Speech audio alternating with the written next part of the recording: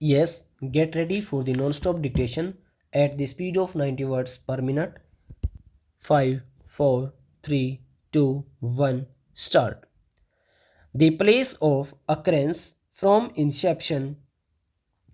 Despite lapse of the investigating officer Rajaram PW17 in not immediately recording the statement of Tasveer, it cannot be said that she was a planted witness. We are not inclined to uphold the contention that Hariom was not present at the place of incident and was attending the classes of B.Ed in Lord Krishna College, Hamidpur, Tehsil Behror, District Alwar. The copy of attendance register exhibit D15 clearly shows that this register is not countersigned by the principal or any other competent officer against the attendance of each day.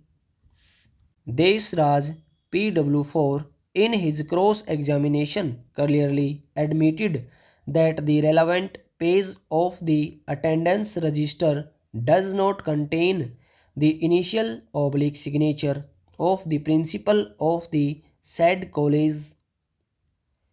He has also stated that he did not recognize the students by face. The attendance register is shown to have been signed by the principal who was not produced, but considering that no signatures oblique initials were made for attendance on every day basis by the principal and that the eyewitnesses are showing the presence of accused Hari Om being consistent eyewitnesses have to be preferred. The plea of alibi therefore cannot be held to be proved.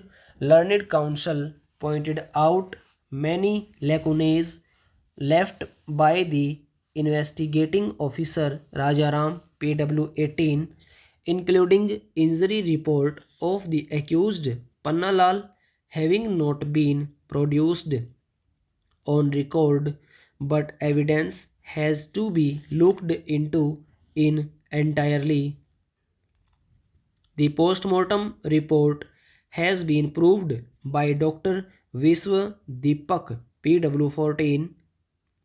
His testimony read with postmortem report exhibit P19 indicates that first injury received by deceased Mohan Lal was lacerated wound in the size of 2.5 into 1 centimeter on left piana upper part. Second injury was a diffused swelling on left fronto parieto temporal region of head.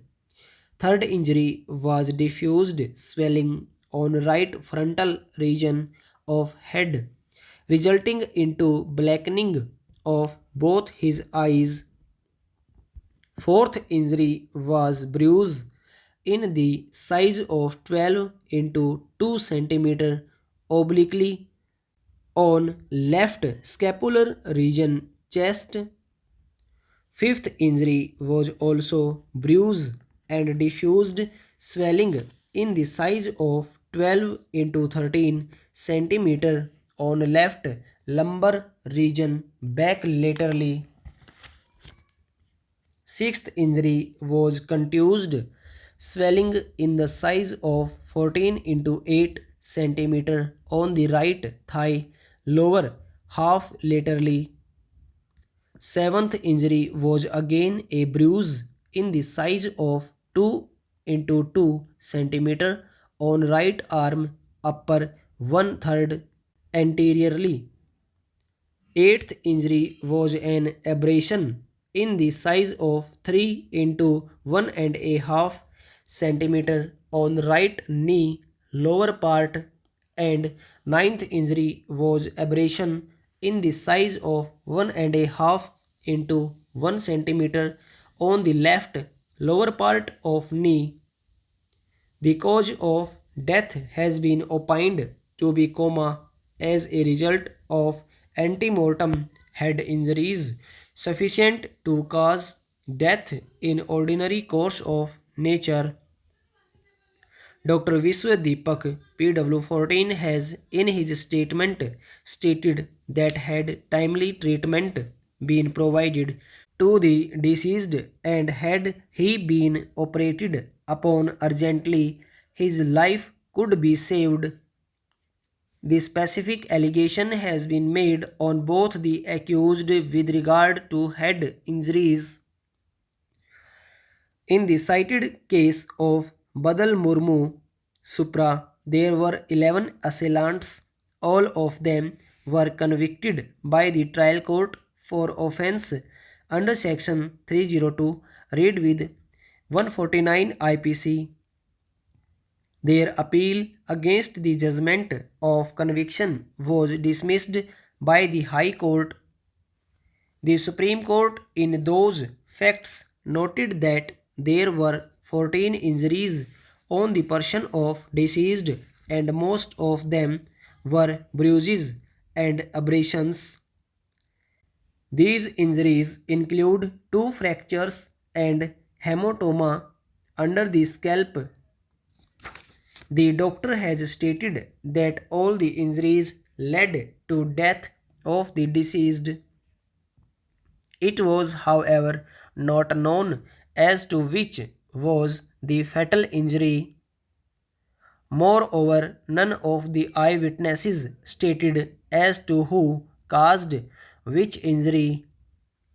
No individual role was assigned to appellants. The eyewitnesses have made omnibus statements that appellants assaulted the deceased with lathis.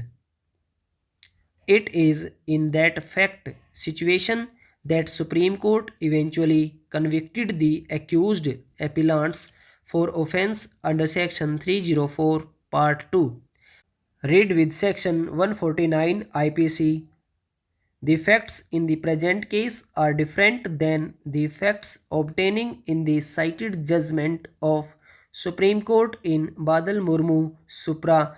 Herein, the deceased sustained 9 injuries, out of which 2 injuries were on head, first being diffused swelling on left fronto-parieto-temporal region of head and another being diffused swelling on right frontal region of head resulting into blackening of both his eyes. Stop over.